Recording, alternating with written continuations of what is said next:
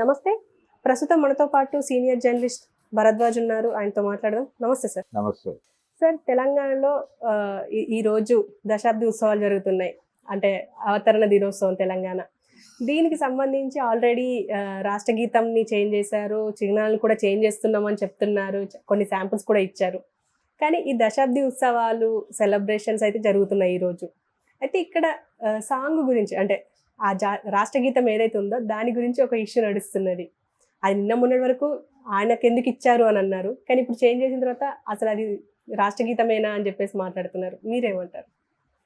అంటే వివాదం రాసింది అందశ్రీ రాశాడు. అది ఈ రోజున ఈ అకేషన్ కోసం రాసిన పాట కాదు. అది ఆయన ఎప్పుడో రాశాడు. ఆ రాసిన దాన్ని ఆ రోజుల్లో రామకృష్ణ అనేటువంటి గాయకుడితో పాడించారు. రామకృష్ణ కంటే ముందు ఎస్పి బాలసుబ్రహ్మణ్యం గారిని అడిగితే ఆయన అప్పుడున్నటువంటి బిజీ షెడ్యూల్లో ఆయన వీళ్ళకి టైం కేటాయించలేకపోయాడు. ఒకటి ఆయన చెప్పిన కారణం అయితే నేను ఇప్పుడు టైం కేటాయించలేను అని చెప్పాడు. అయితే ఇంకొక వెర్షన్ కూడా ఉంది దానికి. ఈ అంటే తెలంగాణ సమైక్యాంధ్ర తెలంగాణ అనేవి తెలంగాణ డిమాండ్ సమైక్యాంధ్ర నుంచి విడిపడిపోవడానికి ఒక డిమాండ్ ముందుకు వస్తున్నటువంటి దశలో ఈ పాట రచన జరిగింది. ఈ పాట రికార్డింగ్ జరిగింది. ఈ పాట పాడటం ద్వారా వేర్పాటువాదానికి తోడ్పాటును అందించాడు బాలసుబ్రహ్మణ్యం అని జనాలు ఎక్కడ అంటారో అనే ఉద్దేశం ఆయనకు మనసులో ఉండటం వలన నేను పాడను, నాకు ఇప్పుడు కుదరదు అని చెప్పాడు అనే కూడా ఒక వెర్షన్ ఉంది. ఏదేమైనా కానీ వాళ్ళు ఇమ్మీడియట్గా వెళ్ళి రామకృష్ణని అప్రోచ్ అయ్యారు. ఆయన పాడాడు. అలా రామకృష్ణ గారి గాత్రంలో రికార్డ్ అయి ఉంది ఆ పాట.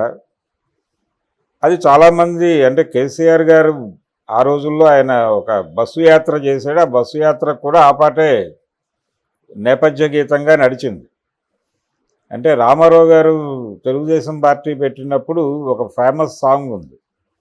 కదలి రండి తెలుగుదేశ కార్యకర్తలారా, త్యాగానికి వెనుదీయని దేశభక్తులారా అని ఒక పాట బాలసుబ్రహ్మణ్యం గారే పాడాడు. ఆ పాట లాంటి పాట కావాలనుకున్నారు. ఆ ప్లేస్లో ఈ పాట ఎమర్జ్ అయింది. దీని మీద కథ నడిచిపోయింది.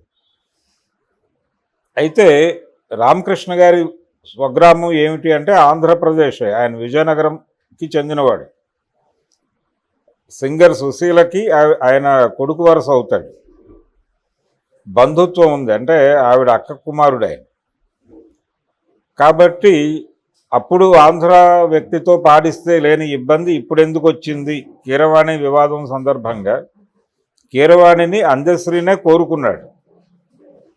కీరవాణితో చేయిద్దామని అనుకున్నప్పుడు కీరవాణిని అప్రోచ్ అయ్యాం, నాకే సంబంధం లేదు అని రేవంత్ రెడ్డి గారు చెప్పుకున్నాడు. అందశ్రీ గారు రైటరు, ఆయన యాప్ట్ చేసుకున్నాడు కీరవాణిని, నాకేం సంబంధం అన్నాడు.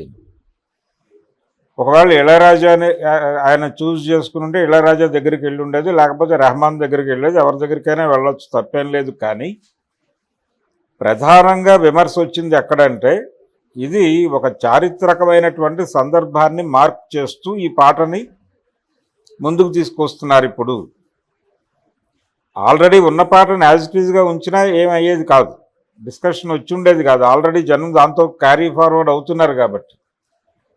కానీ ఈ అకేషన్ కోసం దాన్ని ప్రత్యేకంగా డిజైన్ చేద్దామనే కోరిక పుట్టింది వీళ్ళకి. పుట్టినప్పుడు ఇది అస్తిత్వవాద ఉద్యమం. తెలంగాణ ఉద్యమం అనేది అస్తిత్వవాద ఉద్యమం. దేనికి వ్యతిరేకంగా జరిగింది అంటే 53లో బలవంతంగా ఈ రెండు ప్రాంతాలని కలిపి ఒక రాష్ట్రం కింద మార్చారు అనేటువంటి చిరాకు 69 నుంచి రకరకాల పద్ధతుల్లో వ్యక్తీకరణ జరిగింది.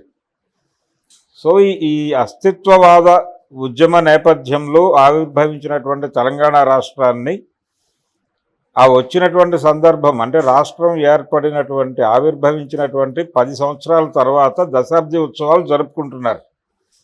ఈ ప్రత్యేక సందర్భంలో మళ్ళీ వెళ్ళి ఆంధ్ర ప్రాంతానికి చెందినటువంటి సంగీత దర్శకుడితో ఎందుకు ట్యూన్ చేయిస్తున్నారు?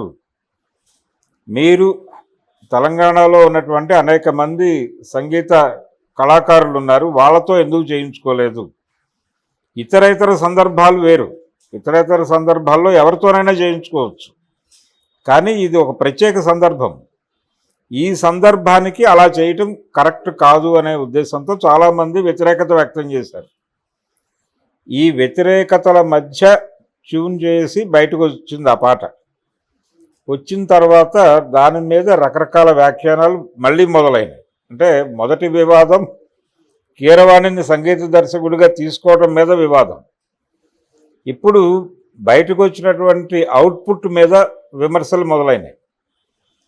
దీనికి ప్యారలల్గా ఇప్పుడు కాంగ్రెస్ పార్టీ కొత్తగా పన్నినటువంటి ఎత్తుగడ ఏంటంటే ఈ వివాదాన్ని ఇలా వదిలిపెట్టకూడదు, బీఆర్ఎస్ మీద కూడా దాడి చేయాలి అనే ఉద్దేశంతో ఇప్పుడు బీఆర్ఎస్ కూడా ఈ అకేషన్లో ఒక పాట మనోతో పాడించే ప్రయత్నం చేశారు. మనో ఎవరు అనే ఒక ఇది మొదలుపెట్టారు, ఇన్వెస్టిగేషన్ మొదలుపెట్టి అతను కూడా అక్కడ వాడే, అంటే ఆంధ్ర ప్రాంతం వాడే, పర్టికులర్గా గుంటూరు జిల్లా రేపల్లె ఈ ప్రాంతాలకు చెందినటువంటి వ్యక్తి. వాళ్ళ తల్లిదండ్రులు ఇద్దరూ నాటకాల్లో ఉండేవారు. అలా నాటక సమాజాల నుంచి వచ్చినటువంటి గాయకుడు అతను. సో వాళ్ళు మరి గుంటూరు జిల్లా నుంచి వచ్చినటువంటి మనోతో ఎలా పాటిస్తారు మీరు అని వీళ్ళు కౌంటర్ అటాక్ మొదలుపెట్టారు వాళ్ళ మీద. వాళ్ళేమో ఈ పాట బాలేదు అంటే దీని ట్యూన్లో ఆ ప్రేరణ కనిపించడం లేదు అనేది ప్రధానమైన గొడవ. అందశ్రీ మీద కూడా విమర్శలు నడుస్తున్నాయి. ఏది తెలంగాణ యూత్ నుంచే, పర్టికులర్గా ఉస్మానియా యూత్ నుంచి అందశ్రీ మీద ఒక అటాక్ నడుస్తోంది. ఇదంతా చూస్తే నేటివ్ తెలంగాణ ఓటు ఏదైతే బీఆర్ఎస్కి వ్యతిరేకంగా కాంగ్రెస్ వైపు టర్న్ అయిందో వాళ్ళ మనోభావాలు ఎక్కడో గాయపడుతున్నట్టుగా అనిపిస్తోంది ఈ అకేషన్ సందర్భంగా. అందుకని ఇంకొంచెం బ్రాడర్ వేలో చేసుంటే బాగుండేది ప్రోగ్రామ్ డిజైనింగే. రాజకీయాలు పక్కన పెడదాం, కాసేపు రాజకీయాలు పక్కన పెట్టి తెలంగాణ దశాబ్ది ఉత్సవాలని ఘనంగా జరుపుకుందాం, అందరం కలిసి జరుపుకుందాం అని కేసీఆర్ని కూడా ఇన్వాల్వ్ చేసి, తెలంగాణ తెచ్చినందుకు కేసీఆర్కి, ఇచ్చినందుకు కాంగ్రెస్ పార్టీ నాయకత్వానికి, ఇప్పుడు సోనియా గాంధీ గారు కూడా ఆరోగ్య కారణాల చేత రావడం లేదు కాబట్టి అలా పెట్టి కనుక చేసుంటే ఎవరికి విమర్శించడానికి ఛాన్స్ ఉండేది కాదు. ఇది